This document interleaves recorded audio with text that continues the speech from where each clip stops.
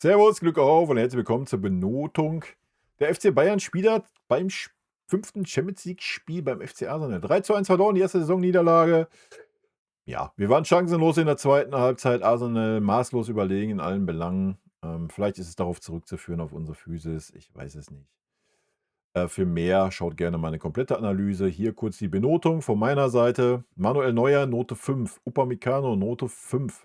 Jonathan Tah, Note 3. Stani, 3,5. Kimmich, 4,5.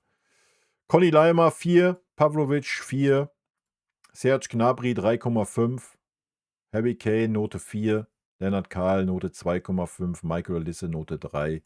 Vincent Kompany, Note 5, weil man sich mal einfach wieder maßlos ergeben hat. Keinerlei Gegenwehr, keinerlei Reaktion, viel zu späte Auswechslung.